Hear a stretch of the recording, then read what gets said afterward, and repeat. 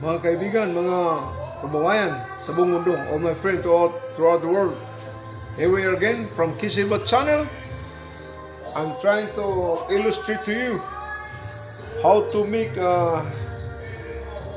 tempura shrimp and paano ginawa ko pag linis para preparation for my tempura. Sa papakita ko sa inyo mamaya ang tempura, ano ko rin yung vegetables, pero wala kong maraming vegetables ngayon, pero ano lang, how to do it. So that may mga idea kayo. You have an idea how to create your own way, your own style. Okay? Samahan niyo ako from Kisibat Channel. Okay? Samahan niyo ako mga kaibigan ko. Ganito, mayroon tayong tiger prawns na gagawin. Ito, tiger prawns. Paglinis natin, kailangan na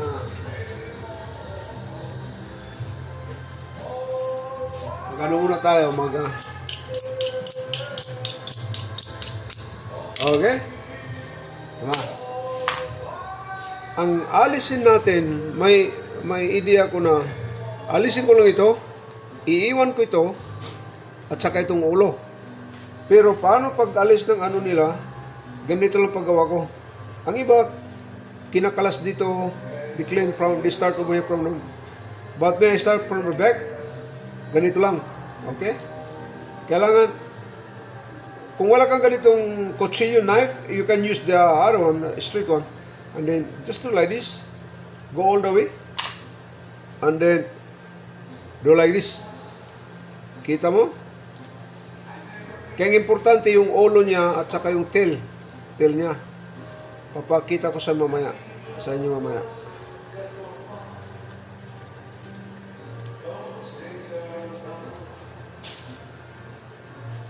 Okay, ito na.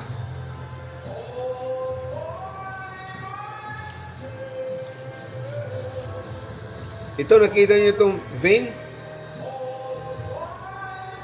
Yung tawag. Yung tinatawag nyo pag-launch yung tawag nyo. Tinawag in English, fill in the vein. Yun ano. Ang ano ko yan, ganito lang. Pahaba ito pahaba.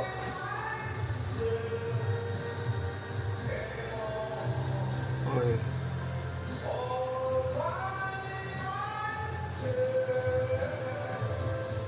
Hinihiwa ko ito rito para mag-straight.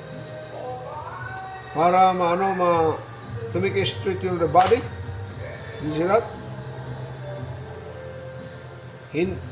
Hindi ka na ng steak, yung barbecue steak, yung tutuhogin nyo. You're gonna put a skewer so that when you fry, make it straight. With this one, no need. Hindi na ito kukor. Hindi ito kukulubot. Ano na ganyan. Okay? Tapos may tubig ka na may ice.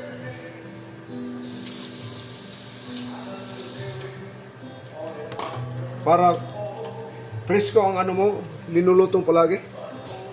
Okay, tatapusin natin to. Maggagaw lang akong 3 kaya yun mo lang ang kailangan ko. Ito, demo lang ito. Kung sakali may party ka, may idea ka, you have an idea how to make it like this. Okay? From Kisibat Channel, this is only my version. So many chefs like me that they can do different way of cooking, but I'm showing to you my version from Chef Casey. Okay? Kasugasan mo dito ng tubig. Ganyan pa rin. Dito mo kakatin sa may tiyan, sa may bili niya, sa may inside. Nandahan lang na hindi matagos. It will not get through to the back para hindi maputol, to turn apart. Okay? Ganito lang. 3 lang. Kaya maraming gagawin natin ngayon. Next style pag ng shirt. Para you have an idea. Ganito paglinis palagi kung talagang kung nandun ka sa hotel, magtatrabaho sa restaurant to make fast promotion, you show it the right way, how to do it your job. Malakas, mabilis ang promotion mo. Titingin sa'yo ang mga chef mo, ang mga duma ng F&B director, yung pinakamatas sa hotel, matas pa kaysa chef yan. Yan ang gagawin palagi. Okay? Always take out this one, the vein. Yun ang ano niya.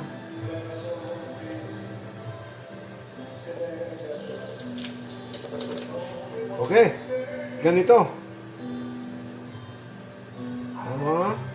Huwag mo kalimutan. Hindi tatago sa kabila. Sayang. Pero kung tumago sa kabila, walang problema na. Gawin mo na yan mas ganong klase soup. Tinatawag na magawa kang bula base. Bula base sa atin tinatawag yan sinigang. Pero sa French, tinatawag na seafood bula base, seafood soup. Okay, this is the one, the finished product. The other one, I'm gonna make another one for another fry. Kung ang inano ko, alisin natin ang ulo niya, pero gagamitin natin siya mamaya. Okay? Pinutol ko, okay? Pinutol ko. Lalagay ko lang dyan. Okay, gagamitin natin mamaya. Ganyan din ang paglinis mo. Ganyan din. Okay? Ito, dandan lang ito. Kung expert ka na, mabilis ka. Maski 2 boxes, 5 boxes, hindi abutan ng 1 oras. Nandyan lang sa iyo kung magaling ka talaga magano. Kaysa katagalan sa trabaho mo, bumibilis ka. Kaya kung magtatrabaho ka ng malalaking hotel, mga malalaking restaurant, ang hinahabol sa iyo speed. Speed and the taste of your food. Ability how you perform, the way you cook, to impress your superior, the chef, chef. Ito na sinasabi ko. Hindi ka na mag-ano, i-prito mo ito, hindi ka na mag-ano ng ano, hindi mo na tutugin ng skewer yung okay? Ganito. Magagawa tayo ng 3. Kaya mayroon akong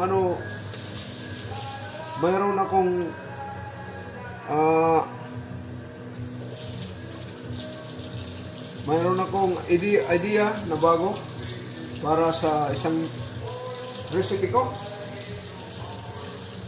3 lang. Kaya ako nagdagalo ko din mo.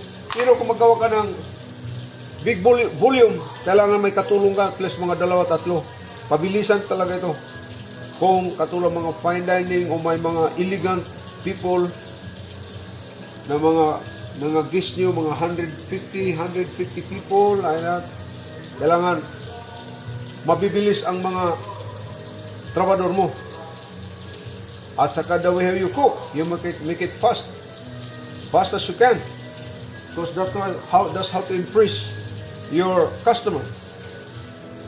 Fast service, the most important. Kaya bagal ka, magtrabaho. Hindi sabihin na 12 minutes tapos na ano mo. In a service, in 15 minutes nandun na sa table mo. Maabutan ng 20 minutes, 30 minutes na sa disaster of the hotel, of the restaurant. You make it fast as possible. Kaya once mabilis ang service nyo, speed, then ang customer mo babalik-balik. For example, kakain yung mga taga-opisina, taga-office. Ang restaurant nyo in between of the building o nando sa loob ng building na yan, maraming opisina.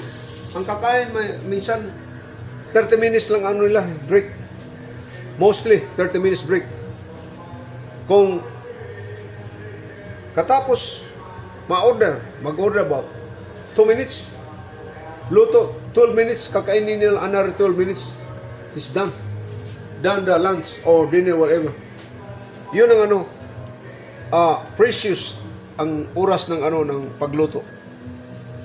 Para ang mga customer magbabalik-balik sa inyo, okay? Mayroon na tayo dalawa. Isa pa.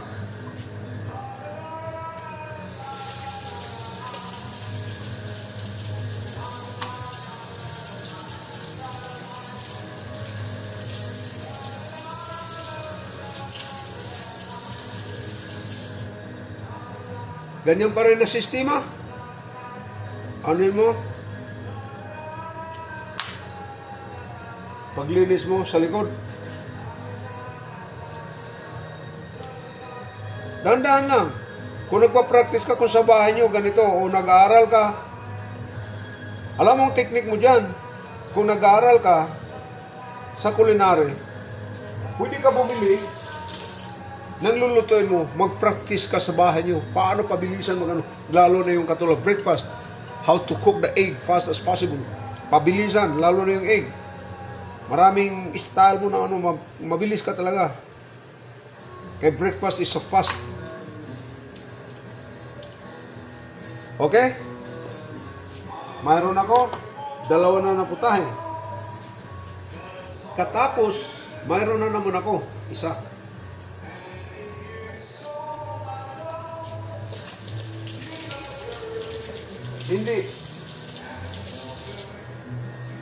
Hindi ito tempura. Ilalagay ko ito sa may vegetables ito. Okay? Ganyan pa rin. Dito sa likod.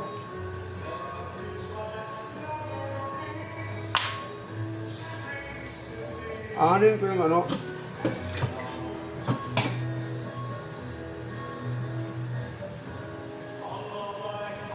Lilinisan ko lang muna.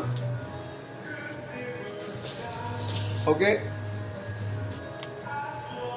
That's how my demonstration how to cook. I know how to clean the shrimp. Paano maglinis ang hipon. Mga kabayan ko dyan sa buong mundo, all my friends throughout the world. If you're watching my channel, I hope you like, and don't forget to like, share, and subscribe from Kisilva channel. Maraming salamat. I'm very thankful. I appreciate if you subscribe my channel. Marami akong gagawin pa ng mga dish, mga putahe para niyo gusto lang ma-share kung ano ang nalaman ko. My 25 years experience in so many hotels. I work about, if I'm not mistaken, about 10 to 15 hotel, restaurant ko because I work double job every time. That's my life here in USA. I was from Hawaii, okay? Magkikwento lang tayo mamaya, basta don't forget.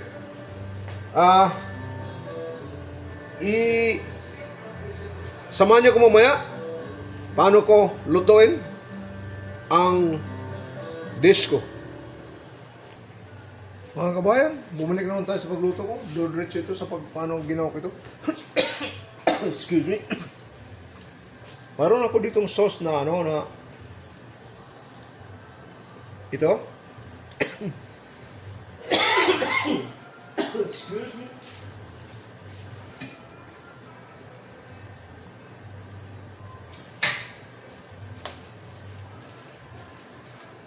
This is the Asian sauce that I want to make it a little bit sweet only. Yung ginaya ko lang ito sa mga this is my version. So many people making this kind of sauce. This is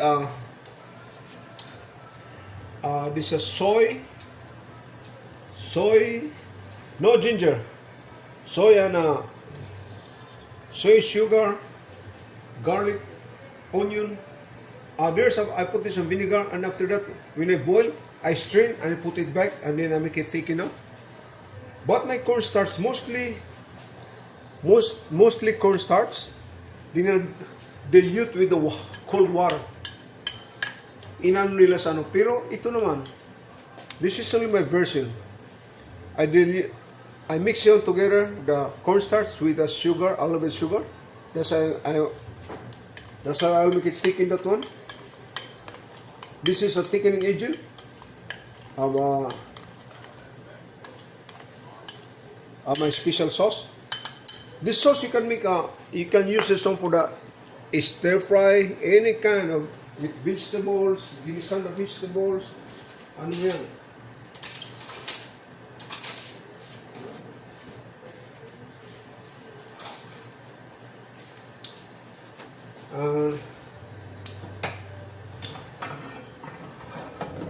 I want to make this one thicken. I'm gonna move over here. Okay, over here.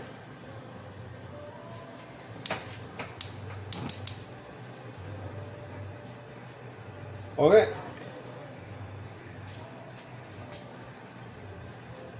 Tikman muna natin kung tama-tama ba ang lasa niya.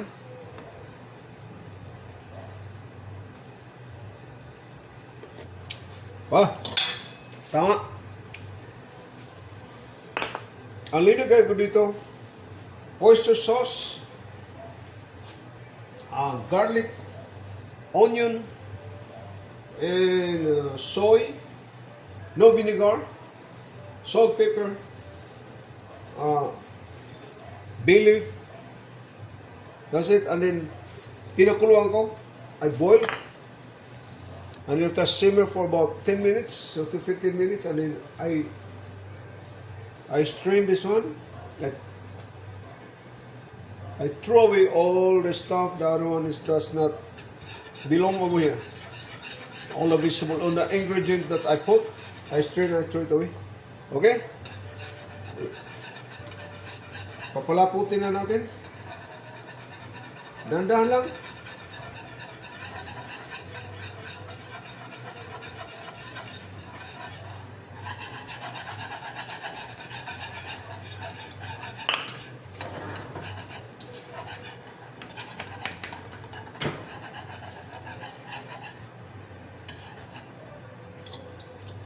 Ang pag-ano ito, titisin mo pag tama-tama natutulo na parang malapot. Kunti pa.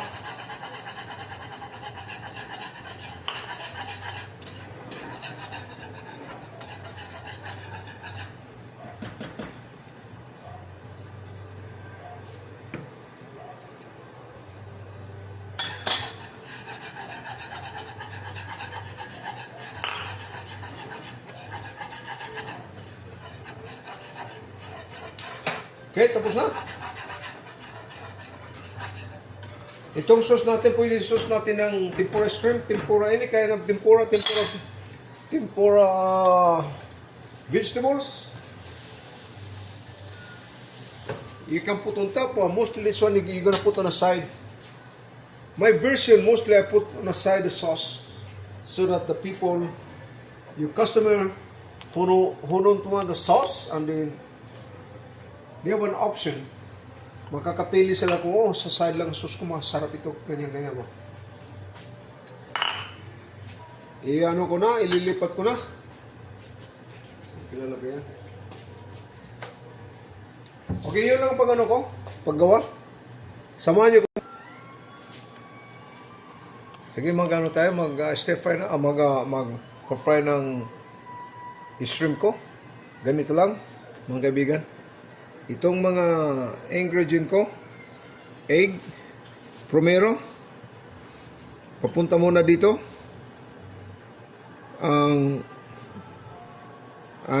Papunta muna dito ang shrimp, ang hipon, katapos papunta dito sa egg wash, and katapos papunta dito sa pangko niya.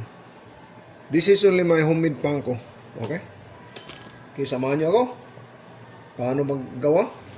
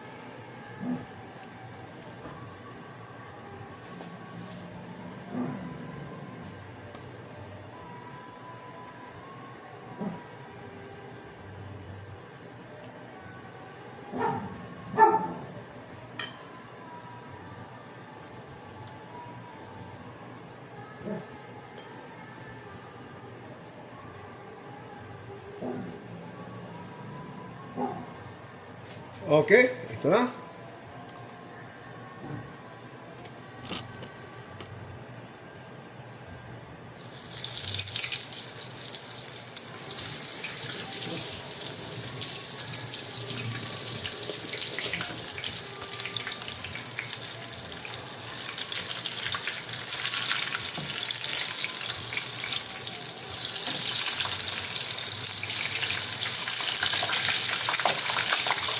Kung lumitaw na,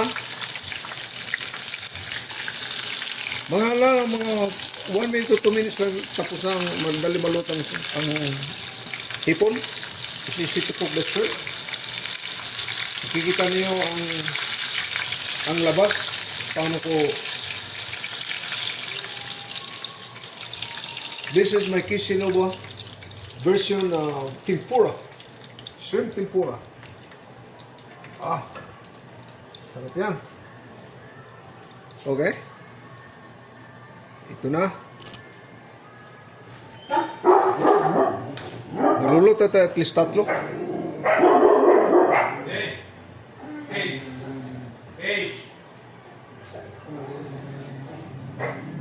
Nice. Nice. Jump. Jump.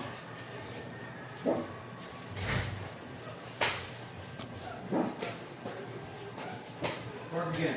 Work again. Flour. Egg.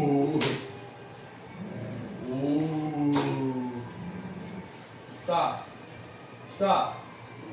And then pangtong.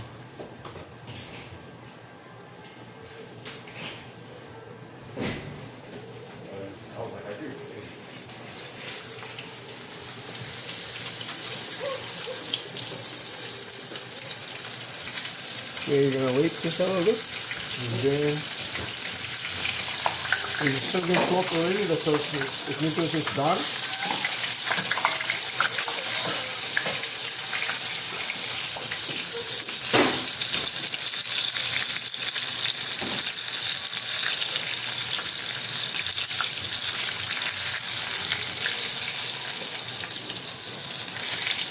Wait. Wait. Wait. Go. Go. Done. Done. Down. Down. Okay. Down. One more. Hey. Come on.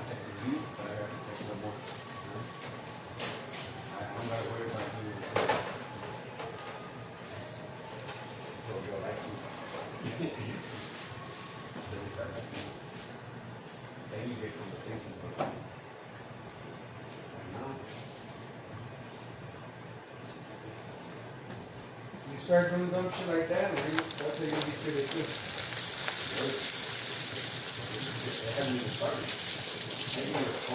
Okay, this is the last one. I'm gonna see how we do the presentation. This is my finished product of my shrimp tempura. And i-assemble ko ito, mapapakita ko sa inyo mamaya. Salamat. From Kishinova Channel.